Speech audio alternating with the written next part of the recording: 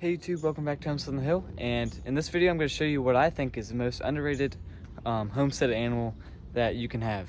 Now, when people think of homesteading, they mainly think of self-sustaining, right? So they're going to be trying to grow a big garden, get lots of vegetables, and maybe have a couple fruit trees, and then also you have the animal side. So of course you're going to get the chickens, which you have behind me. That's the most common animal you can probably get and the easiest.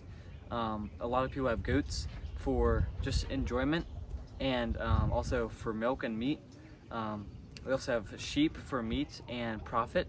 Sheep can be very valuable selling. It's actually what we do with our goats, but I can make a whole nother video on that. But self-sustaining is a big part in homesteading, and it's really what you just mainly see a lot of people do. And so, as I said in the intro, the least animal you'll see on the homestead, and they're actually getting more popular, is quail. Now, quail are actually pretty new to us. We got them last fall at a poultry swap around here, and just saw them. There's about like 30 in a cage, and since they're pretty small, they can fit in a decent sized cage. But yeah, picked them up, $20 for 4 of them, $5 each, and we've had some trouble sort of with them dying, and we've actually hatched some that we got from the original group, so it's been an experience. We haven't got any profit off of them yet, but they're laying eggs almost daily. We're gonna try to get more quail here and start selling for meat, for eggs, and just for baby quail too. So three reasons why quail are very beneficial and can give you some profit. Another bonus about raising quail is they don't need a lot of space. So you can see our chicken runs right here. Chickens need a good amount of space. They're bigger birds. Chickens actually like to move around and dig for food, so they'll need a little bit more space than quail do. But I've actually built this 2 days ago. It only took me probably a day. Really easy to make, use from scrap wood. I'm sure you could even build one from pallets if you really wanted to. But yeah, needless to say, quail do not need a lot of space. All right, so I've got one of our quail here, and let's see if the camera will focus. It's kind of going crazy right now. But these are actually called corn tucks quail. Now, there's multiple species of quail, but this is more the profit type. They're good for meat, eggs, and just plain selling in general.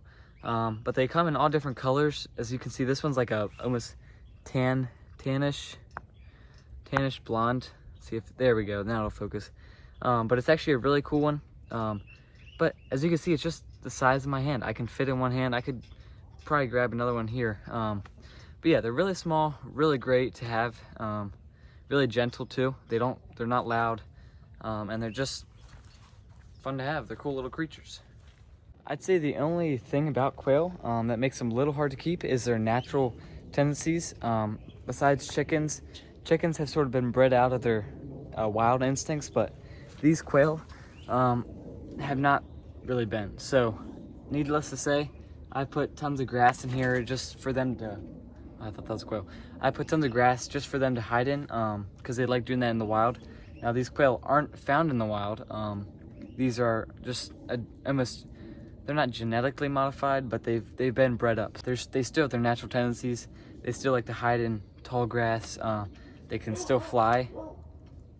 I actually just made a video on a little short video on a quail that actually had escaped. Now, here at our place, we have a variety of animals. We have 2 mainly now, but we used to have 3. We have chickens, about 9 or 10 of these. We're actually growing more over here. Now, we used to have turkeys, but they didn't make it. We have 16 chickens right in here. All of these babies we've actually hatched out from our own chickens. So we got a variety of colors in there. Even got a black one back there. That's pretty cool. This is our goat pen, and we actually have goats, but they're in some brush eating that we set up electric fence for. So yeah, that's the whole video about quail. Hope you liked it. As you can tell, and what I think is probably the most underrated animal on the homestead would be a quail. But let me know what you guys think in the comments. And yeah, should be a pretty interesting journey with these guys. Like I said, we're going to be raising them for meat, to sell to other people for eggs, and just for hatching out baby quail and selling them. So I'll take you along the process, and yeah, thanks for watching.